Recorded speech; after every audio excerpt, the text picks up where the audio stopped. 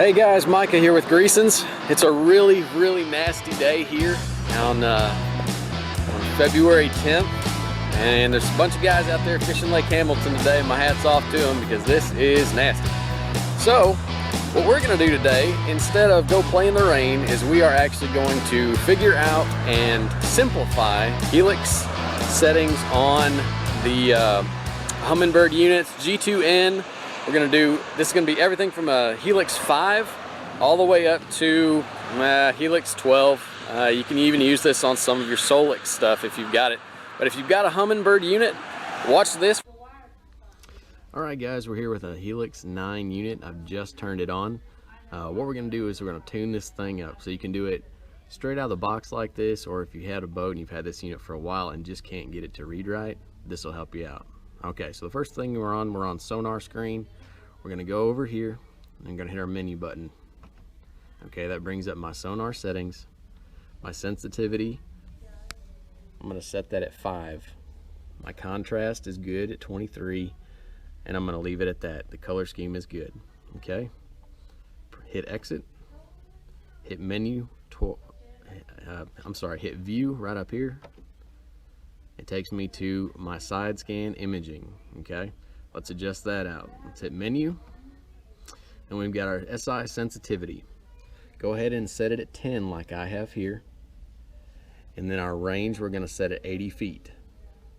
80 feet gives you the optimum visual on the screen without stretching it too far. You want to actually see what you're going over.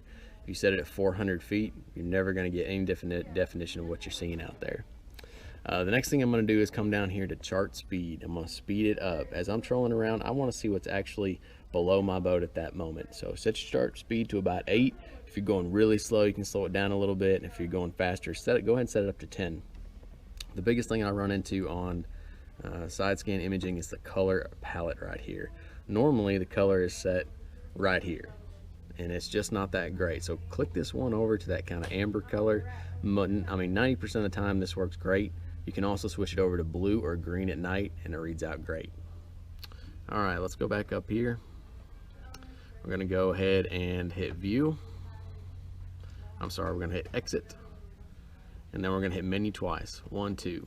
Okay, this brings to our main screen where all our options are, not just the individual settings on sonar and side view and all that kind of thing. All right, so up here, this is the big thing.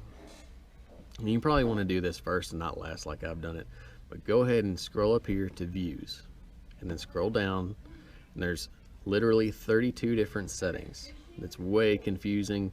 You want to dumb these down a whole lot, because I just can't spend the time going through these while I'm fishing. So I've condensed them down to about 5 or 6. So first thing I do is I turn on my sonar. I want to see that. It tells me the hardness of what's underneath the boat.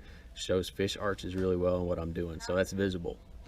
Come down to down imaging. I've hidden that because I don't want to see down imaging. It's just a small picture. But what I'll do is I'll cross down imaging and sonar together and see them both at the same time. It'll give me an instant readout of what's actually below the boat and how hard it is. Side imaging view, I definitely want to see that. I use side imaging more than anything else. You can see a large distance and actually what's down there. And the cool part about side imaging, I'll show you real quick here at the end, is that you can actually mark a spot with side imaging and you don't even have to have gone over it. Okay, come down here, turn 360 view off, turn down sonar combo view off so I see down scan and sonar at the same time. Sonar side and sonar off or hidden. 360, I don't even have that capability on this screen, and most of y'all don't either. Hide that. Sonar zone view, no. Split sonar view, no. Down and side combo, yeah, I want to see that for sure. That's my down scan and my side scan. So that literally picks up every lick of space in between my settings. If I'm 80 feet right and 80 feet left, I'm also picking up that dark void that's right underneath the boat. Okay, I'm going to go ahead and hide everything else until I get down here to down, side, and sonar combo view. And all the way down until I get to chart side combo view. I'm going to make that one visible as well. So what that does, if I hit exit, I'll get out of this. So now what I've got is I've got my down scan sonar. I've got it dialed in perfectly. I'm seeing actually what's down there in the resolution. hit my view, I'm hitting sonar and down imaging, seeing exactly what's underneath the boat and actually how hard it is, also picking up fish schools much better.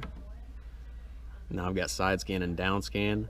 I'm picking up out to the right and out to the left, and directly what's underneath the boat is actually showing up right here.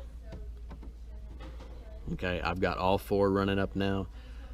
Right 80, left 80, down scan in the void, and then I've got sonar right underneath, tells me the hardness of what I'm going over. All right, in my last one I've got side imaging on, and I've also got a chart. So what I can do is I can actually go to a waypoint while looking around for what I'm doing, finding it a whole lot faster.